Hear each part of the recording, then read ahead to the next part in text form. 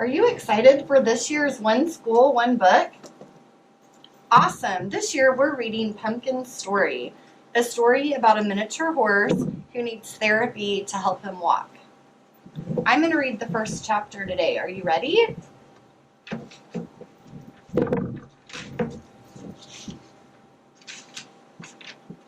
Chapter 1, A Friend in Need.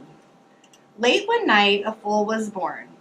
The mother horse was exhausted, but so smitten with her new baby. The foal had a shiny brown coat and a fluffy white tail and mane, just like her mother's. The new mama stood up and licked the little foal with her coarse tongue. The foal's bright eyes blinked as she glanced around the dark barn in awe of her new surroundings. The owner looked on nervously. He had never cared for horses before, and he didn't really know what to do. Luckily, a horse can give birth without any help, and foals can stand and walk on their own as early as an hour after being born. There wasn't much for the owner to do now but watch, but he couldn't help but think that something didn't look right. Ashley's phone dinged. It was another message. It felt as though her phone never stopped calling for her attention. If it wasn't a Facebook message, then it was an email or a call or a text message. And they all said the same thing, help. Ashley couldn't help everyone though. She already had so many to take care of. There were Colton, Lucy, Tucker and Bo, Alistair and Willow, Austin, Ayana, Phoenix, Thor, and those were just the horses. Elijah and Elliot were the pigs. There were the goats, Chip, Scarlet, and Gingerbread, and of course Brittany Lynn, their best cow friend, and William, the lamb. The sweet donkey family of Blossom, Charlotte, and Cherry. There were so many more, and last but not least, there was her own son, Deacon, who was only 3 years old. Ashley was running out of room at Twist of Fate Farm and Sanctuary. 5 years ago, she had rescued 2 horses. She didn't realize it at the time, but that was the first step in opening her animal sanctuary. Word of her new sanctuary spread fast among her animal-loving friends. Since then, she had saved more than 50 horses and another 50 farm animals from bad homes and dangerous situations. Ashley's property was a safe place for animals to live. It was like a retirement home, but with furry residents.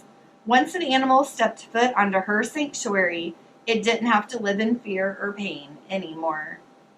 Finding a bigger location with rolling acres for the animals to run and roam, plus new facilities to help care for them, was her dream. A dream that would cost a lot of money.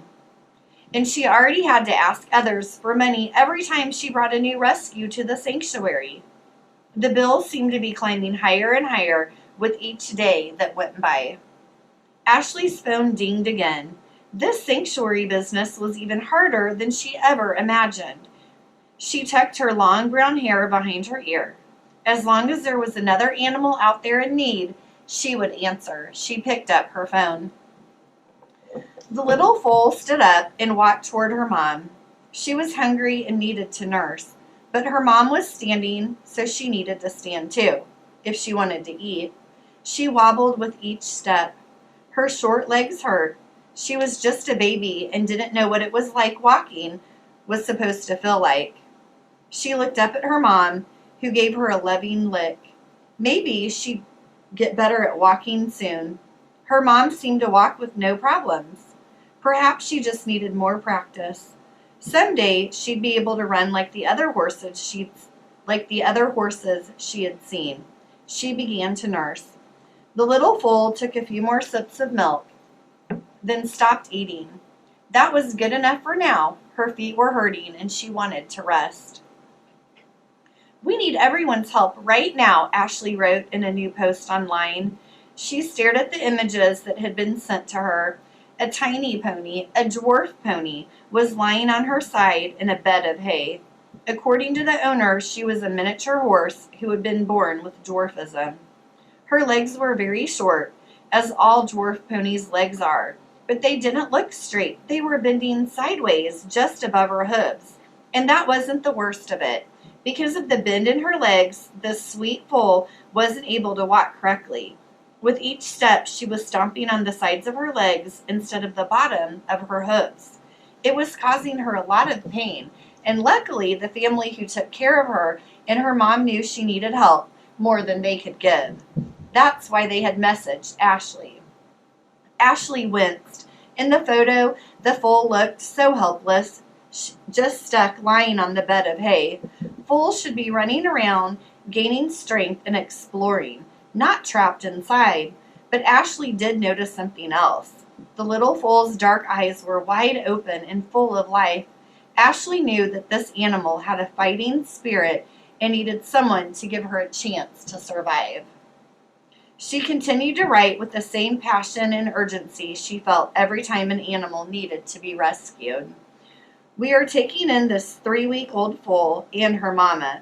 The baby was born with deformed legs and she needs to get to the vet ASAP so they can take x-rays of her legs and determine the best way to go about helping her. She added the information on how to donate money, then clicked share. "Oh my gosh, she's so cute," someone posted. "Thank you for all you do," another chimed in. "Donated. Hope it helps," yet another added. When Ashley took in an animal, she posted updates on her social media accounts asking her supporters who followed her there for help. The cost of food, vet appointments, and medicine or surgeries could add up quickly. Ashley was willing to give her time and efforts to these furry friends, but she couldn't pay for everything herself. Yet somehow she always managed to make it work. She took a deep breath, then stepped away from her computer and picked up her car keys. She'd worry about the money part later. Right now, all she could focus on was getting the foal to her and her mother's home. The drive from her sanctuary in Pennsylvania to Ohio would be long, but this baby needed to get to the hospital immediately before she could second guess her decision. Ashley was on the road heading west with a horse trailer.